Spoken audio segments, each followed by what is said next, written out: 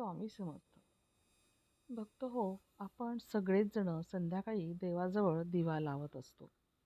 तो दिवा का लावावा आणि कधी लावावा ह्याचं सुद्धा काही कारण असतं.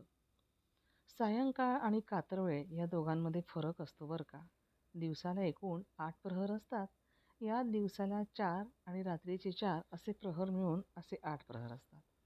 या दिवसाचा चौथा प्रहर हा सायंकाळचा असतो. 4 ते 7 वाजेपर्यंत असतो. त्यामुळे पुढे प्रदोष चालू होतो. संध्यामध्ये सूर्यास्ताची वेळ असते आणि सूर्य पूर्ण अस्त झाल्यानंतर सायंकाळ आणि प्रदोष चालू होण्याची मधली वेळ ही कातर वेळ असते, जी सध्या 6:45 ते 7:30 अशी आहे.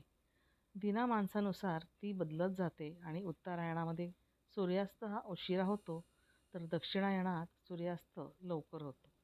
त्यामुळे संध्या समय वरखाली होत असतो आणि म्हणूनच